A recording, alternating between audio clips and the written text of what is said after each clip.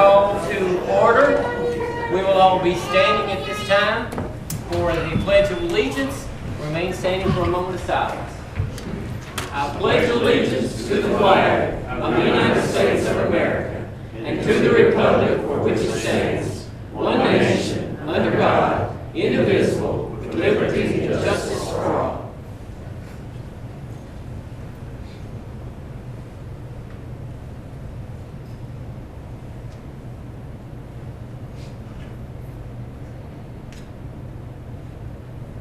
Thank you. You may be seated.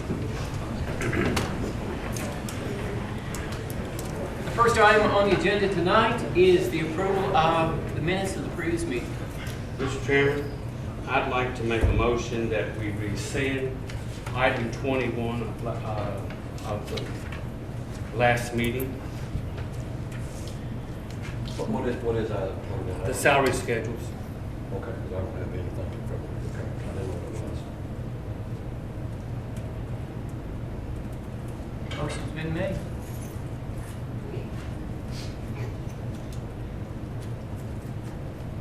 Is there a second?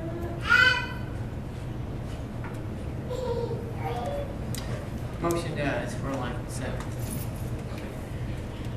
The next is the approval of minutes. I move that the board approve the minutes of June 10, 2014 board meeting. A second. All in favor? Aye. Aye. I'm a no, especially on item 21. Okay. And the reason for it is we can't be giving some people 6% raises and the others 1, unless there's good cause or extra duties assigned to those jobs.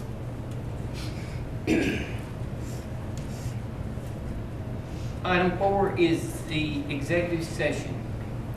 I move that the board go into executive session for the purpose of discussion of personnel pursuant to KRS 61.810, parentheses 1, parentheses F, and litigation pursuant to KRS 61.810, parentheses 1, parentheses C. A second. All in favor? Aye. Aye. Continue on executive session at this point. You want to let them know that? Yes, we will be leaving. You all can stay here. We're going to be the ones that leave. We're going You all to be use in this executive superintendent. session. Mr. Chairman, you want me to come into executive session? with you? Yes, please do. Estimation of time? What's that? Any estimation of time for the executive session? There's really not, because there's a lot to do. As you notice, there's litigation, and quite a bit.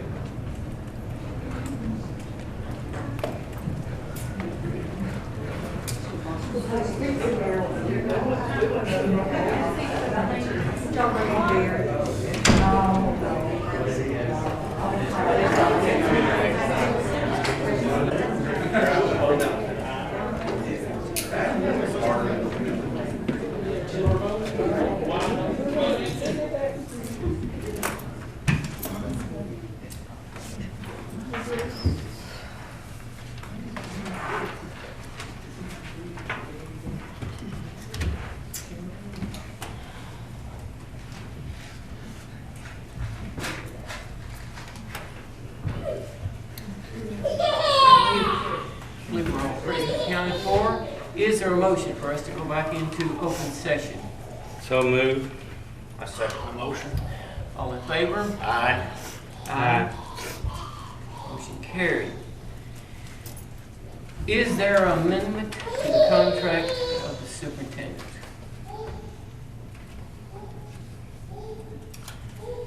I move that the board extend the resident requirement of the superintendent 18 months. I second. Discussion. I want to explain something, and it might not make any difference to anybody, but it does to me.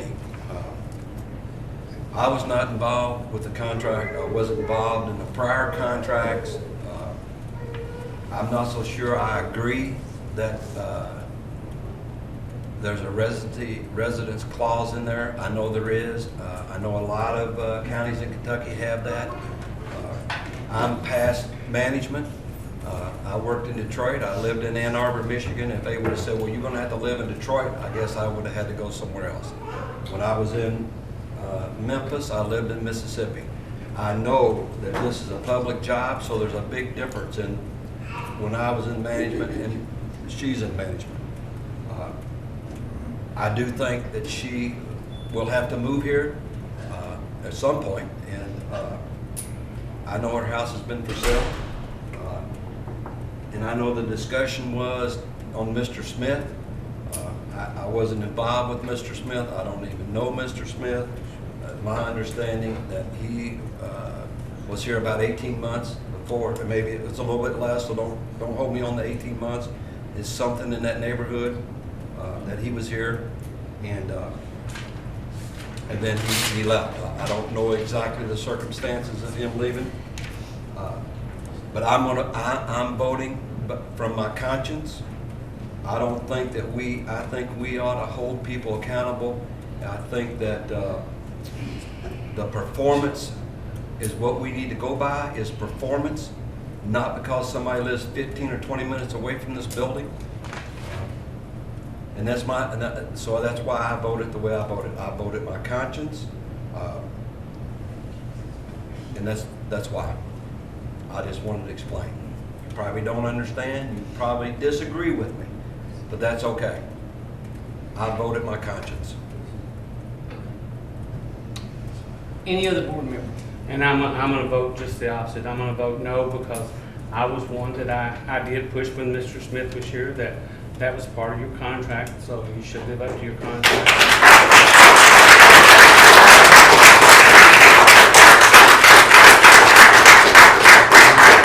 The meeting is in order, please. I would think that would be wrong if I'd vote any other way, because that's part of her contract. And I'm sorry that, but I think a year is a long time. And, it would come a point in time with Mr. Smith when it got to evaluation, and that come to a head, and he resigned. So that's the reason why I'm voting. I think you got to be fair to all. I've been giving a lot of thought on this residency issue, and it's a hard one. And I am voting my conscience as well. Somebody made a comment, she needs to be part of the community. Well, her family has been part of this community for some time, made a huge real estate investment, paying property taxes, meaning paying more property taxes here, perhaps some of us here, this meeting here today. She has joined a church here. She practiced her faith here in town. When they had the business going, they had employees, provided jobs. She's been known to shop here locally. She lives about 15 minutes from the office here, about 12 miles, and it's foolish to think that we have a county line, an imaginary county line, where they don't live locally. We have two board members here that live a lot further out from the school board than she does. I think you probably live 25, 30 minutes, maybe that many miles. She's always been here on time. She's always been at work. She's never left early unless she had to go to a business somewhere related to school board issues. She's never gone off and made speeches that wasn't school board related. She is very highly thought of superintendent here in the state of Kentucky. She's one of the 30 new superintendents here in Kentucky. She was asked to give a speech, the keynote speech, about 3 or 4 weeks ago with the new superintendents. And I have to come down. I know that I have people, friends, are on both sides of this issue. Regardless of how I vote, I'm going to catch a lot of flack. It doesn't matter. If I vote this way, I'll catch a lot of flack. If I get voted that way, I'll catch a lot of flack. My decision has to be this. Laura Schlosser has provided some unique talents and ability to articulate where he wants the school district to go to. She has initiated a number of things to help our kids grow, and I never forget when the first time I actually worked with her. I was a new board member back in 2011, January. And at that time, we had an interim superintendent named Steve Burkish from Danville, from Doyle County, a retired superintendent. And one of the three things I ran on was, I thought they could have a drug testing policy for our students. And one of my three things I ran on was not to come here and get rid of a superintendent. That was not one of my things. But when Mr. Burkett was here, and we kept the idea of having a drug testing program for our students, Laura then was the assistant superintendent. She was asked for the superintendent to facilitate that committee I was on, some number of people, 15 to 20 people. She always came prepared, and she always had documents why it'd be a good idea to have a drug testing program in the community. She pulled in documents where she got them, I don't know, highlighting where here in Marion County we have a high tolerance for both alcohol and drugs. But at the time she facilitated this meeting, neither did she express her personal bias either for or against a drug testing policy for students. She was very objective in what she did. And that's the first time I had a chance to have a close look and working with her, and I thought, man, this person really has a lot to undergo. Since then, since she became superintendent, she's been able to articulate a vision for our school system. One of the things that we instituted since she came on board was been several things. One in particular I really like has to do with this compass learning. We had a principal here in the community in one of our schools had advocated that we take a look at this here. Well, none of the previous superintendents were taking a look at it for 3 or 4 years, and she took a look at it. I was asked to go on a site visit to see what compass learning was going on. Odyssey is the name of the program. And it didn't take long to get that program going. It's designed to give kids 24/7 access to the lesson plans. The teachers had access to the lesson plans, knew how much time we were spending on each lesson plan, what they were studying. The teachers had access to it, the principal had access to it, even the instructional leader had access to all of that. Also, as a new board member, 3.5 years ago, I kept asking, what is our plan for the future? How are we going to get to be a top 10 school district? And nobody could answer the question. We had a mission statement over here somewhere, if you see. So how are you going to get to the top 10? Nobody answered the question. I said, well, maybe you should have a strategic plan to get there. Well, when she became superintendent, guess what? We had the summit. Some of you were there. We're now talking about having a early childhood school for pre-kindergarten. We're learning that 43% of our kids that go to kindergarten are unprepared for kindergarten. I think eventually we're going to have a early childhood school for all students throughout the district. But that's the kinds of things that I'm really impressed with, how she's articulated a vision and plan to get to where we want to go. That's just some of the things I admire about this lady, about this person being superintendent. She's always well prepared. She's on time. I don't know what else I could say to improve her stock, because regardless of how I vote, which is going to be yes, I'm in favor of it, I'm going to get flack. So that's why I was going to come down and decide what I call the kids. All discussion, phone calls I've taken, I've even had a forum down Loretta. I thought there'd be 15, 20 people there, 75, at least 75 people showed up. Was not much chance to discuss, but the things that, all the issues that came up, the thing I've noticed in all these phone calls I've taken, only one had to do with academics. Only one. It's got all these other side issues we're discussing. Has nothing to do with improving kids' test scores or preparing them for the real world, college and career readiness. Just last year alone, we went from, what, 40-some% college career and already for college and career, we went to like 57%. We didn't quite make it where we wanted to go.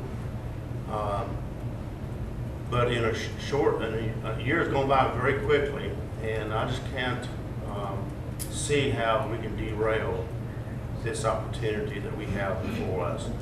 If we were to decide to terminate Ms. Schlosser, this will be 4 superintendents in 4 years' time. I think it's a horrible mistake to do that, go through this thing again.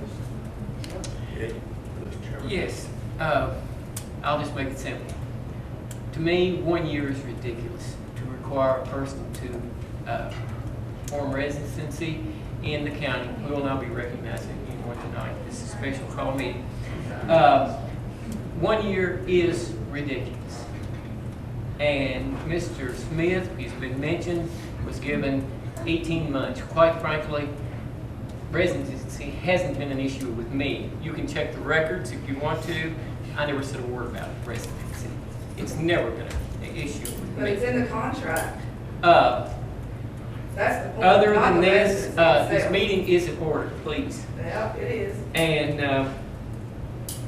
it has become the primary issue of the evaluation of a superintendent. This is ridiculous. And that's what we would be asking to make. I agree. And furthermore, I'll just leave it at that. I'll ask Mr. Mattingly to describe the dilemma that we would be in if we decided to do nothing tonight, to just tell you, please, what the procedure would be, and you'll understand what we face, hopefully. Thank you. I don't know if I would describe it as a dilemma. You know, I think the vote that is upcoming is obviously, I mean, the board could have elected to take no action. That does not necessarily mean that the superintendent's contract is terminated, even if you take no action, because even if there's a breach of the superintendent's contract, and that would occur if it's not if it's not extended and we go beyond July 11th, that doesn't mean that the superintendent is terminated. Termination of a or removal of a superintendent requires the vote of 4/5 of the board. In addition, it requires a due process hearing where there's sufficient cause found, and it also requires the approval of the Kentucky Department of Education. So if no action was taken tonight, that does not necessarily mean that next week or next month the superintendent's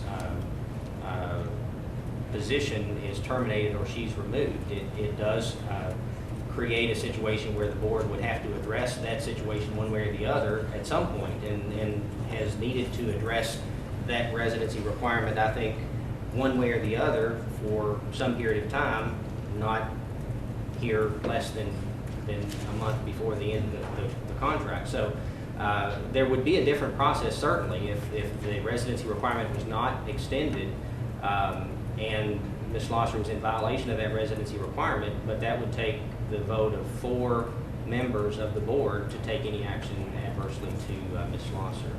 And I hope that. And this would take probably nearly to the end of her contract if she pursued it. Probably, wouldn't it?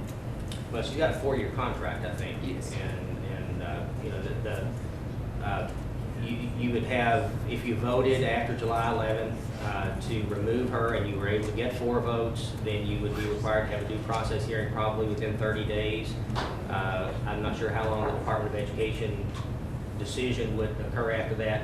It probably wouldn't take to the end of her contract, but it would take a matter of months to get from the point of your vote to the point where removal would occur if all of those votes were in place.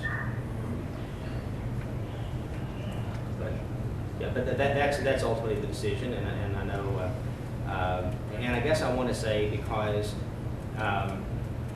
you know, quite frankly, I drafted the contract, and a residency requirement has been a part of the contract for probably 20-something years. So I don't think that's an unusual thing to have in the contract, and certainly this board can decide when and under what circumstances it's going to require its superintendents to be residents of this county, which I think in the contract is recognized as something that at least at some point the board thought was important. So that's not an unusual provision to have in a superintendent's contract. And Mr. Chairman, Yes. you said we're basing evaluation on residents. I don't think she's had an evaluation yet. When that comes, we'll decide then, but I don't think residents will be the only thing. I think what the kids have done and how successful they've been will be the judgment on how that goes. Yes. But there is also a point that if we leave Ms. Slosher in limbo, not knowing whether that she has any support whatsoever, it does create a problem, and it will affect her effectiveness as superintendent. This is why I say that she needs this support of the board. Well, I think she's left a few people in limbo. And she has told us that she's still seeking to move to Marion County, and she will be here.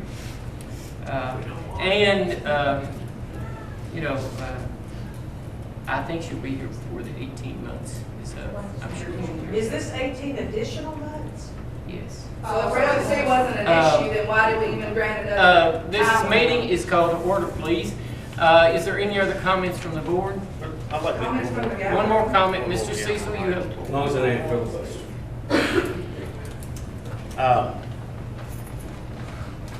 There's been some comments made that she hasn't made her attempt to move here. That's hogwash, because we know better than that.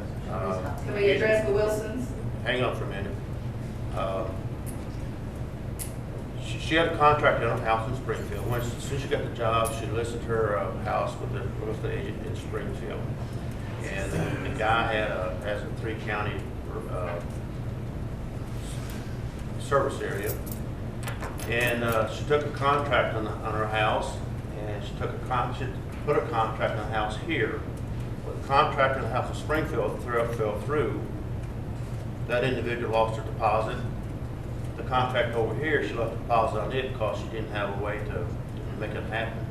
So when people say she hasn't made an effort, that's hogwash. We know. I believe Mr. Markland had to pay 2 house payments. Yeah, are there any other comments from the board?